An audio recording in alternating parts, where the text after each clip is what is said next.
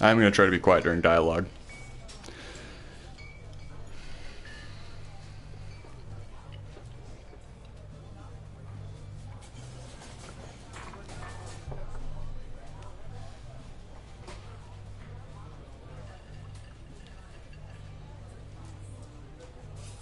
You see Julia.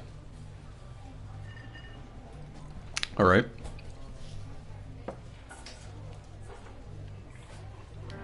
Oh.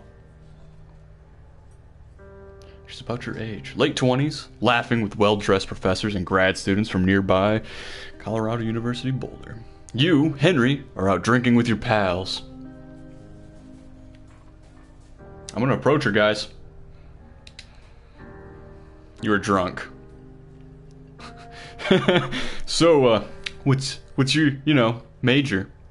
You're pretty.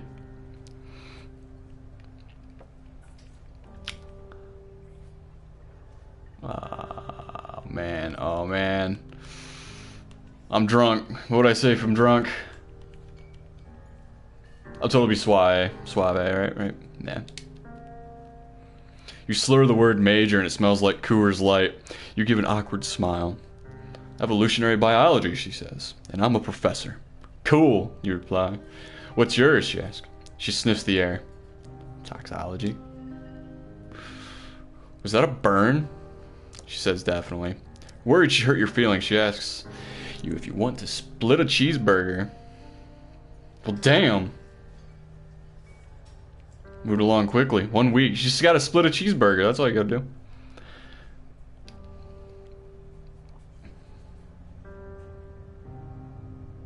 This music's kind of making me sad. Oh.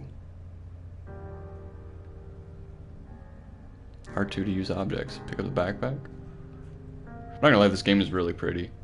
Okay, let's pick this up.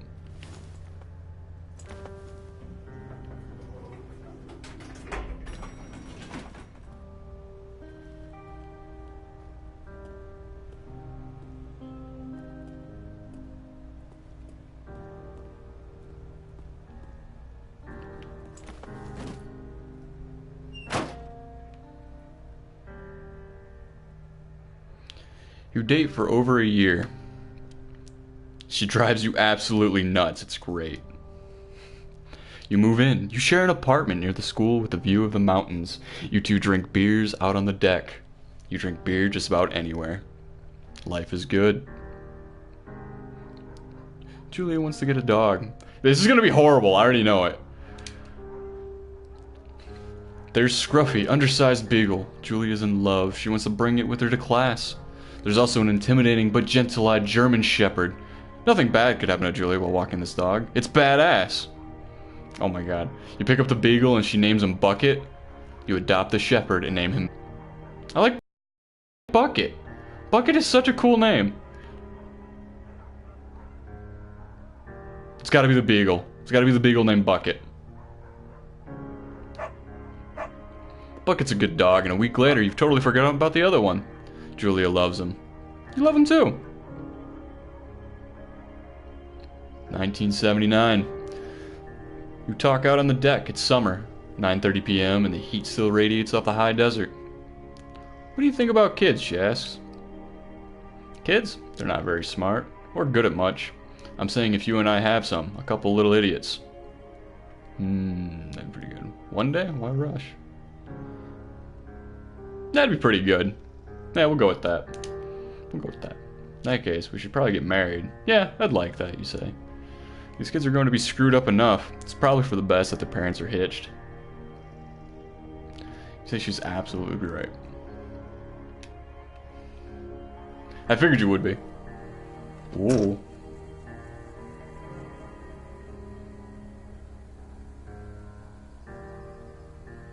This music is just fucking amazing. Just absolutely fucking amazing. We're pretty much playing Pixar, the game.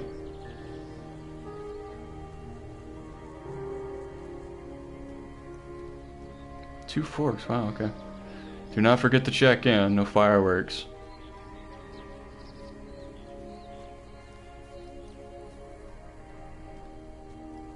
What is wrong with this game?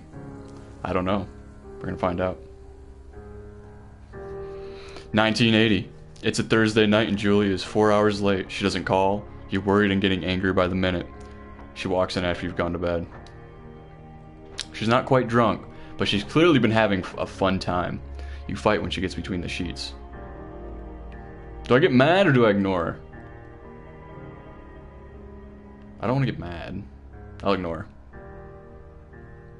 You don't touch her. You don't touch each other all night. The next day you feel guilty for being so angry and ask her about her evening. She says it was great. You hold on to a tiny pill of resentment. You make some coffee and go to work. I straight ignored that. Girls hate that. Julia still likes to draw. She draws plants from her research. She draws all the places you go. She draws you. You pose and flex like He-Man. You frolic like a Victoria's Secret model. I do the Victoria's Secret model thing. I would. Very nice.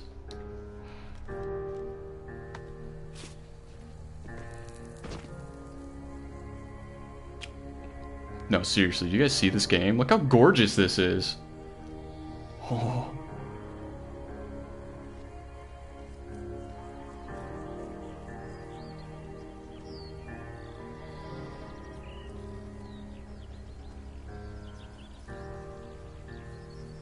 Wow.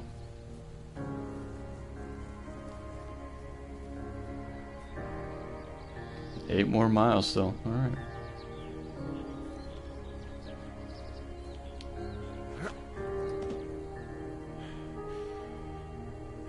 Wow. 1982. During the summers, you and Julia enjoy walking Bucket at night. It's a good dog. There's a festival in town. It brings in folks from faraway places. One of them tries to mug you with a knife. Oh.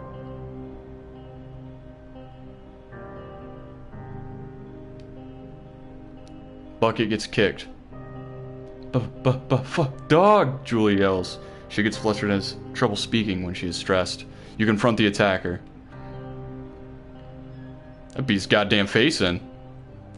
Your arm gets cut up, but you beat up the guy to a pulp. You don't feel very tough. You cry your eyes up before the cops show up. Julia asks to take a different path from that day forward. You say okay, you don't want to go that way either. From then on, you walk by the river. Oh. 1984. Plans to have kids get waylaid by work. Julia gets offered a job at Yale. Yale's in Connecticut, 2,000 miles away. It's a great job, associate department chair. She wants to move. You absolutely do not. Agree if she commutes back and forth. Convince her not to take the job. I would agree. That'd be me. You ask her if she'll commute back and forth. You don't want to move to Connecticut. She says that'll be hard, but she'll do it if you won't move. You tell her not to pass it up if that's what she wants. She agrees. She flies back to Boulder 3 times each semester. 1985. Julia is sent home from Yale on paid leave after having an episode. She lost it on a colleague for borrowing books that were important to her research. She didn't remember she had happily loaned them to him just 2 days prior. She was found crying in the stairwell. You make macaroni and drink wine and totally forget about it? No. You say that maybe you guys should talk to someone about it.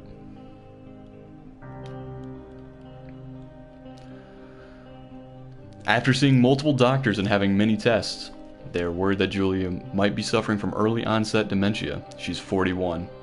You both decide to keep it a secret for now. Ooh.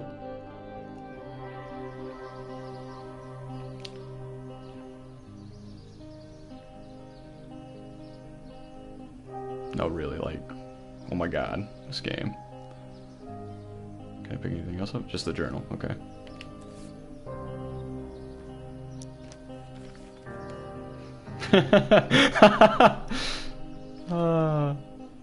Okay, that's awesome. Bucket is getting older. Julia comments that it's kind of nice because he gets in less trouble around the house. A week later, she goes back to the university. Julia's affliction gets worse. She can't remember things in class. Her research is in shambles. She drives her car to the next town over for no particular reason and has to be brought home by the police. She is devastated. She is sent home on permanent medical leave. Some days you get the Julia who calls you a dope and your unborn children little idiots. Other days you get a stranger. She pulls you into bed to make love. After 5 minutes she goes into a panic believing her dad is at the door. You tell her family. They are crushed and begin to make trips to and from their home in Australia to visit her. For a while, your friends come by with little things to brighten the day. She gets worse. You spend your days following Julia around the house. You count the seconds between the 2 weekly visits from Daniel, the nurse. He suggests that Julia could live somewhere else, somewhere with 24-hour care, a home. It sits with you for a couple months.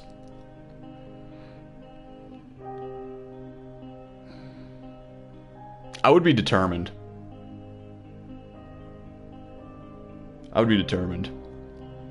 For the record, this game got really high reviews, and it was also in most of those reviews saying that it's one of the saddest games you will probably play this year.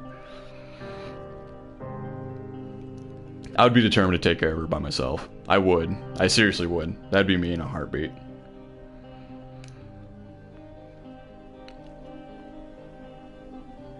This music though, guys. Was I just like chilling on a hill? Alright.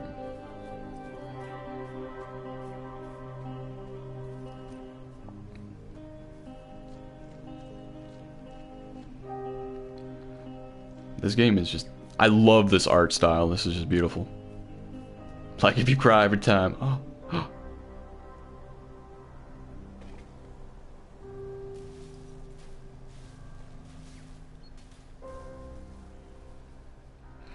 It is impossibly hard. The worst is when you get mad at her. Like when she tries to cook her own food. You can't do anything without her and she can't do anything without you. When she goes to sleep, you stay up for hours. Drinking on the deck, watching baseball in the summer, college basketball in the winter.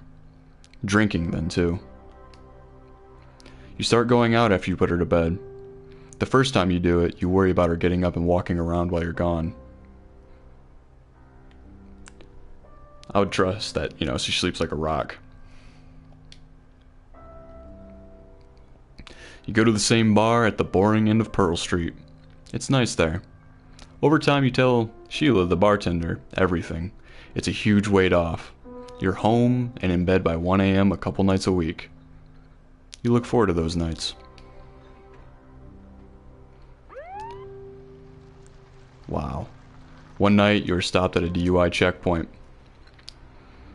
You blow a .10 and are taken to jail for the night. You consider trying to hide it, but you tell your sister-in-law Susan. Julia's parents take the next plane from Australia. They can't believe the state your house is in. Then they tell you Julia is coming to live with them. You don't argue. You say you'll visit soon. A few weeks go by. Summer is coming and you see an ad in the paper for a job. You take it.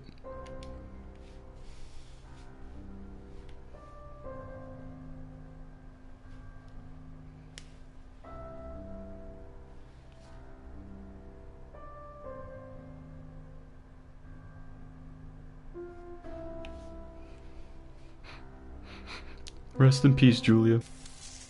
Oh my goodness. Enter the lookout tower. Okay.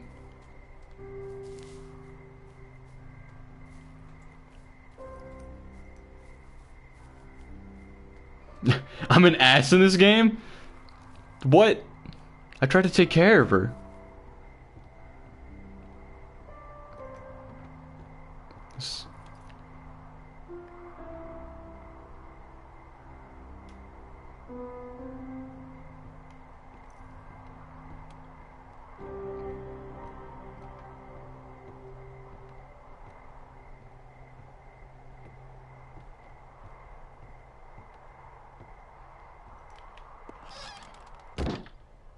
Turn on the power.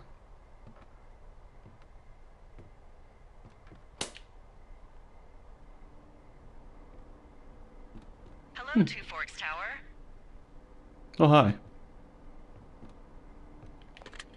Two Forks Tower, this is Thoroughfare Tower. Come in.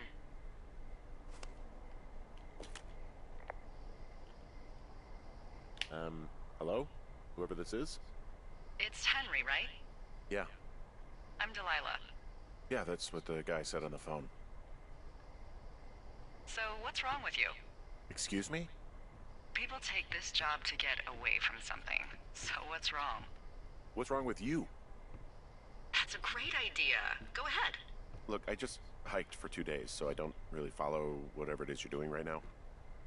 You take a stab at what's wrong with me. Fine, then can I sleep forever? Sure, buddy. Okay, now go ahead. You've killed 3 ex-husbands. You're rebelling against Mom. Nobody back home can stand you. You're just gonna wait me out on this? Ugh, What? fine. But I'm gonna take a second here and have a guess about you. Whoa, okay, you gotta be quick on it. Let's see. I don't know anything about you. I say you got fired from your job and have finally decided to write your novel. That's the sort of bullshit reason you'll find a man out in the woods. Good night. Welcome to the job. Wow, okay. Okay, so you gotta be quick on it. Alright. Day 1.